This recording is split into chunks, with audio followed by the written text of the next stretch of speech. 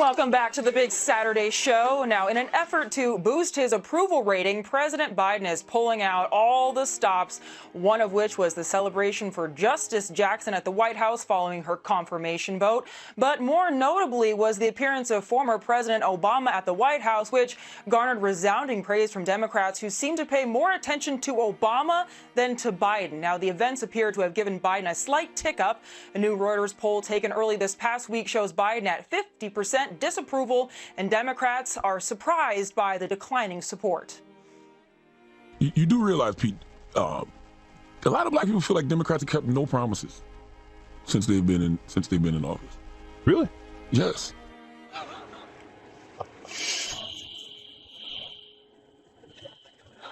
Oh, boy, Raymond, I got to tell you. At first, it was Hillary Clinton who had hot sauce in her purse when she went on the Breakfast Club. And then it was Kamala Harris who was smoking weed to Tupac before Tupac had an album. And then, of course, Joe Biden saying if you don't vote for him, you ain't black. You know, all these Democrats really make the rounds with Charlemagne on the Breakfast Club. And it doesn't ever seem to go well. But I think this is another great one. You know, Pete is just shocked that black Americans, white Americans, brown Americans, you know, they're just not feeling like the Biden administration is helping them out much. What do you think? Are you as surprised as Pete is? Tommy, you've got to give Charlemagne the God credit for calling this out. Pete Buttigieg, it's like he's never met a black person or talked to anybody. Come to New Orleans. You can sit down and have some gumbo with us, and we'll tell you all about it. You know, if you talk to black Americans and you spend time with them, there's a good reason that Biden today, he went from 88% approval rating in the latest Marquette poll. He's down at 56% with African Americans. And that's because their big concerns are jobs, the inflation is devouring their income, and the gas prices. These are the taxes they're feeling directly, and they do blame Joe Biden for a lot of that. And for Pete Buttigieg to sit there and, really?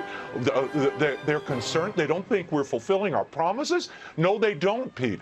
And part of that is your infrastructure bill that you forced through, where an entire the span of interstate in New Orleans, by the way, is going to be removed. It's costing us billions of dollars. They claim it's racial inequity because it cut a black community in half and cut it off from the city. But if you talk to the people who live in Treme, who live in that community, as I have, and interview them, they'll tell you, we want that to remain. We have parties under there. It's great for us. How do you think we get in and out of town? So the disconnect between elites in Washington and the people on the ground, even the base of the Democratic Party that they claim to serve, there's a huge disconnect here. And I fear, and they should be fearing, in the midterms, they're going to learn all about it. Well, Raymond, I think you're right that the Democrats are losing support from their base because they're going for wokeism and this faux activism over actually helping the American people of all colors, by the way, because we all fill up our gas tank, we all go to the grocery store, we all deal with a supply chain crisis. That's just an American issue. But, you know, when they lose the black community or they lose the woke base, that's somewhat understandable. But when they lose the mainstream media, Julie, that's when the Democrats should be afraid. If the mainstream media is turning on them, boy, that's when you know midterms are going to be bad. But let's talk about this latest kerfluffle with Politico and the Biden White House. So in their West Wing playbook, you know, the White House team was unhappy, and we're seeing the headline there. The White House team was unhappy that Politico didn't highlight all those wonderful achievements in the Biden administration. And, you know, quite frankly, it's probably because they can't find them. But what do you think, Julie? Have we lost the mainstream media for the Democrats, too?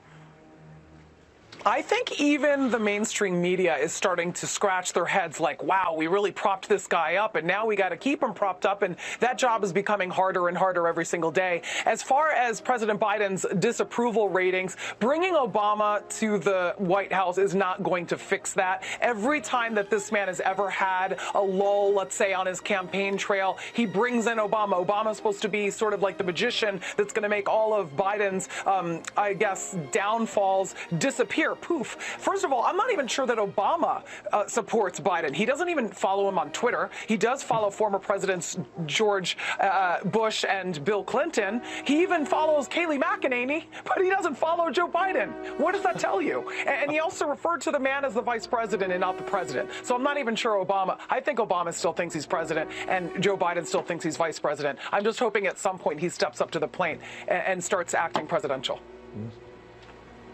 Well, you know, Sean, the American people still love Barack Obama, which really flabbergasts me because he was also a horrible president who didn't deliver for the American people. But we are seeing a slight uptick for President Biden with his approval rating. So do we think that this visit by Obama, and do we think that all of the cleanup on aisle 5 by the White House team, do you think that that's actually going to help Joe Biden, or are they already throwing him under the bus and moving on to their next choice? Probably Hillary Clinton. Who knows, Sean?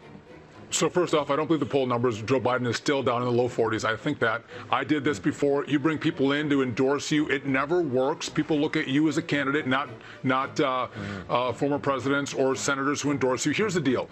People, listen, the border's an issue. Yes, wokeism in schools is an issue. Crime's an issue. But the number one issue for all Americans, and all my congressional buddies tell me this as they're on the ground, is inflation, to your point, Tommy. And what Joe Biden can do is don't bring in Obama. Do a summit with oil executives and say, what do you need so we can produce more oil in America and drop these prices? That's the first thing. The second thing is stop spending money, which is a fuel to inflation. Those two things, Joe Biden's going to be covered. Democrats are going to be covered, but they'll never do that because that goes against the very grain of their woke leftist politics. Yeah, it's always much easier to virtue signal than actually have solutions for the American people, so no surprise there. Hey, Sean Hannity here. Hey, click here to subscribe to Fox News YouTube page and catch our hottest interviews and most compelling analysis. You will not get it anywhere else.